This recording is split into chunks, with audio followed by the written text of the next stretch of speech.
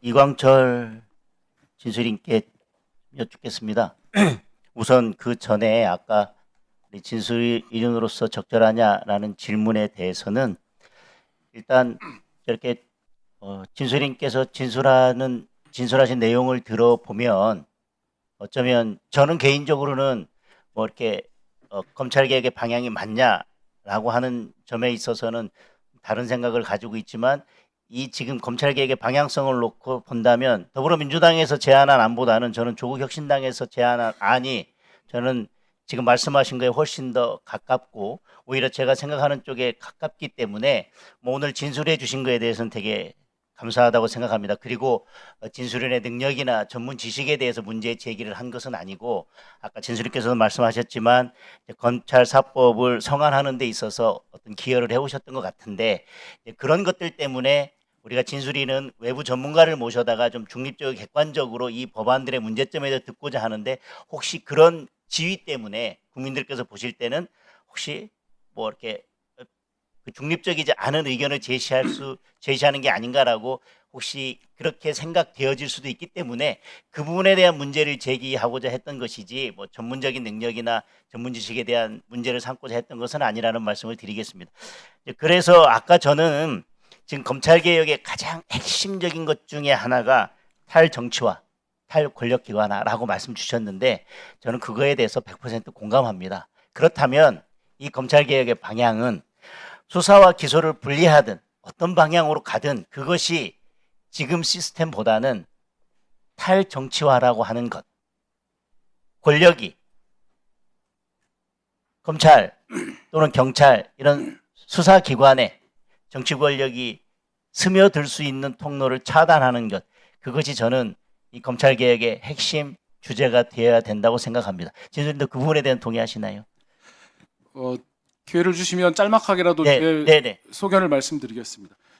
탈정치화라는 개념이 이 검찰에서 쓰는 것과 그리고 우리가 권력기관 검찰개혁에서 쓰는 부분의 용어가 상반된다는 생각을 여러 차례 합니다.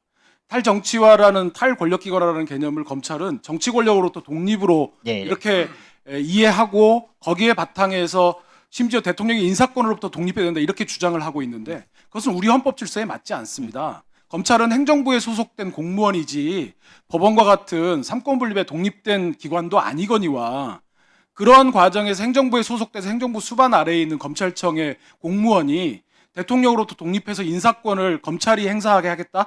그것은 탈정치화가 아니고 정치를 넘어서서 선출 권력을 우습게 보는 행태라고 저는 생각하고 있습니다. 그러면 지금 아까 말씀하신 탈정치화라는 건 어떤 의미에서 말씀하신 건가요?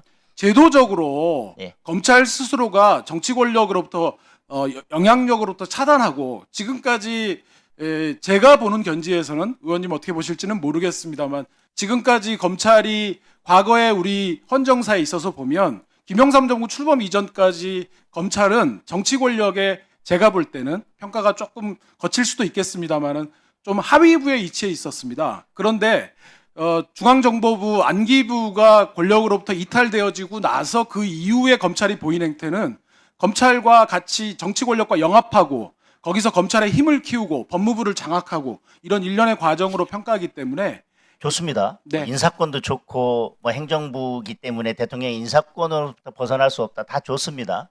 그렇다면 어떤 방법으로 수사와 기소만 분리하면 그것이 결국은 탈정치화가 될까요?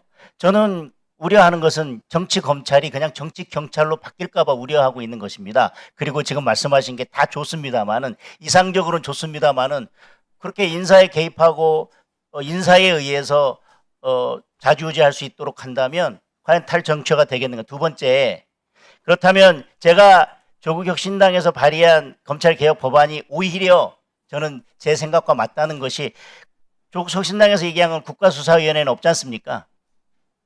같은 게 있습니까?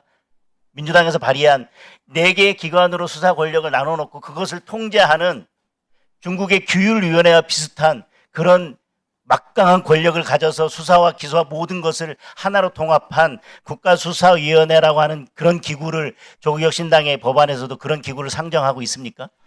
저희 조국혁신당은 작년 8월 29일에 사법을 발의했고 수사위원회 지금 국가수사위원회법은 최근에 민주당에서 발의한 것으로 알고 네네. 있습니다. 그래서 조국혁신당의 법안은 의원님께서 잘 보셨다시피 국가수사위원회 이런 법령은 없고요.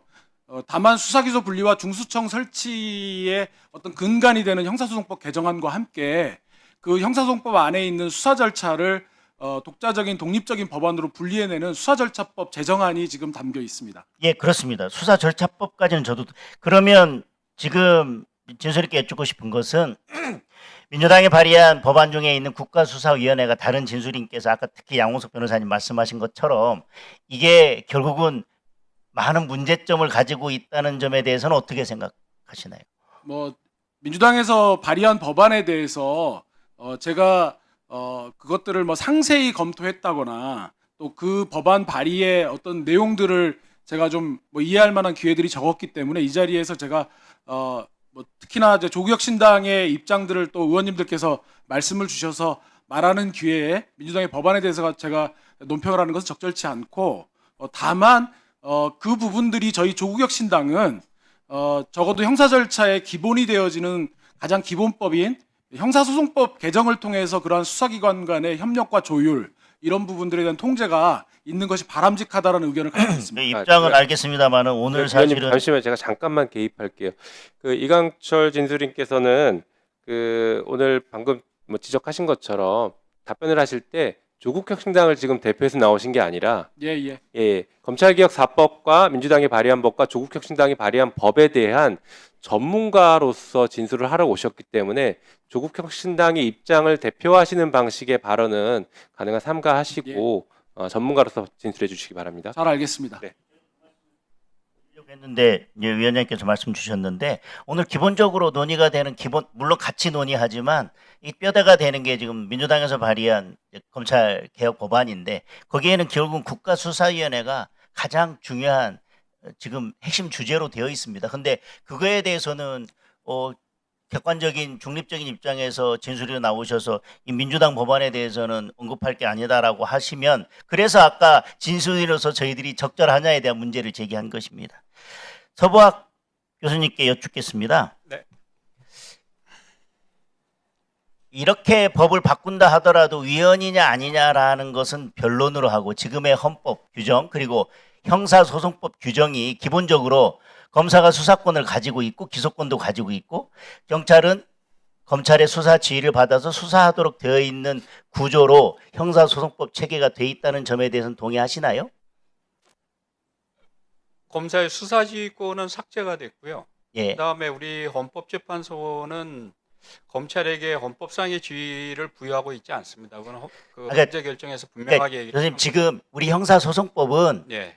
검사도 수사권을 가지고 있는 부분에 대해서 검사 수사할 수 있도록 되어 있지 않습니까? 예, 부분적인 영장 청구할 수 있도록 되어 있고요. 기본적으로는 검찰청법이 바뀌어서 일부 수사권이 떨어져 나가긴 했지만 기본적으로는 형사소송법은 그대로 그 체계를 가지고 있습니다. 그러면 이 하드웨어가 바뀌면 그 소프트웨어 형사소송법 규정들도 정리를 해야 되지 않겠습니까? 네. 그냥 지금 두어도 굴러갈까요? 바꿔야죠. 바꿔야죠. 네. 그러면 같이 바꿔야 될까요? 아니면 뭐 나중에 바꿔도 되겠습니까?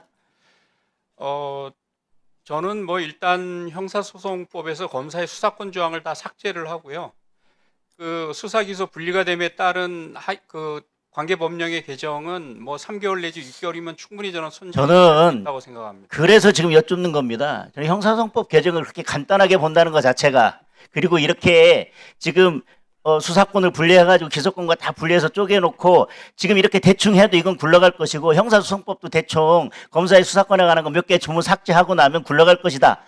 그러면 이렇게 찢어놓고 나면 가장 큰 문제는 이제 국민들은 내가 범죄로부터 피해를 받았을 때 어느 기관에 가서 어떤 절차를 해야 되고 만약에 그것이 받아들이지 않으면 내가 어떤 절차를 거쳐서 불복해야 되는지에 대해서 전혀 알 수도 없고 이제 숨바꼭질해야 됩니다. 그러면 형사소송법도 결국 그걸 맞춰서 수사 조항만 바꾸는 게 아니라 만약에 이런 문제가 생겼을 때 어떻게 조정할 것이고 국가수사위원회를 두지 않는다면 수사 절차를 어떻게 다 바꿀 것이고 그리고 수사 절차를 바꾼다면 그러면 권리구제 내가 받지 못했을 때 이의하고 그거에 대해서 불복하는 절차는 어떻게 둘 건지에 대한 설계가 있어야 되고 그 조항을 정비하는 것은 저는 3개월 안에 할 수 있다라고 하는 것은 너무 저는 이상적이라고 생각합니다. 더군다나 교수님들이 모여 앉아서 정리한다 해도 3개월이면 이게 될까 말까 한데 국회의원들이 국회에서 소위하고 전체회의하고 본회의 올라가서 전문위원이 검토하고 하는데 3개월이면 형사소송법 개정을 다 할 수 있다고요?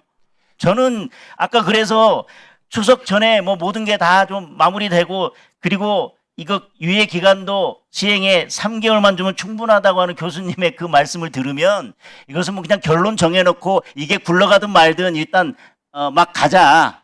그리고 이게 어떻게 될지 그걸 일단 해보고 문제가 있으면 또 고치고 뭐 그러자는 것인지 어떻게 국회에서 논의를 하는데 이 형사소송법 우리의 형사소송 절차를 쭉 이끌어왔던 근간이 되는 형사소송법 체계를 완전히 뒤바꾸는 것인데 그 소프트웨어를 국회 논의에서 법사위에서 전체회의 소위 다시 전체회의 본회의를 거쳐서 3개월 만에 개정할 수 있다고 자신 있게 말씀하시는지 좀 그거 잘 이해를 못하겠거든요. 그 문재인 정부에서 두 차례에 걸쳐서 검사의 직접 수사권이 제한이 됐습니다. 지금 부패범죄, 경제범죄 외에 뭐 일부 대통령령에 있긴 하지만 그러면 나머지 범죄에 대해서 기존의 검찰이 수사권, 지휘권을 다 가지고 있다가 그게 다 삭제가 됐어요. 그럼 그 이후에 다른 범죄에 대한 경찰 수사와 검찰 송치, 검찰의 기소 과정에서 어떤 문제가 발생이 됐습니까? 지금 의원님 말씀하신 대로 모든 게 엉망이 돼가지고 지금 뒤죽박죽이 되어 있습니까? 형사소송법에 그런 경찰의 수사에 대한 불복 절차도 다 마련이 되어 있고 모든 것이 제 절차대로 다 굴러가고 있습니다. 지금 불복 절차에 굉장히 대해 의원님이 지금 모욕적으로 말씀하셨는데 불복 절차에 대해서 모욕적으로 말씀드린 게 우리 전문가들이 검토를 할 때 마무리해 주시기 바랍니다. 교수님 절차가 아무 때나 무조건 엉망으로 굴러가도 상관이 없다 이렇게 생각을 절대 하지 않습니다. 검경 수사권 조정하면서요 불복 절차가 흠결이 있어서 빠진 부분들이 있어서 다시 보완을 해야 되고 아직도 보완해야 될 부분들이 있습니다. 중요한 것은 국민의 권리구제 절차가 흠결이 생긴다면 그건 심각한 문제입니다. 그런데 그런 것들에 대해서 신중하게 꼼꼼하게 검토하지 않고 이 형사소송 절차의 시스템을 전체 바꾸고 소프트웨어를 완전히 바꾸는데 3개월이면 네, 마무리해 해낼 주시기 수도 바랍니다. 있지만 저는 이런 부분을 좀 더 신중하게 해야 되는데 3개월 안에 형사소송법 시스템을 전체 다 뜯어고칠 수 있다라고 하는 것에 대해서는 저는 너무 위험한 생각이라고 생각합니다.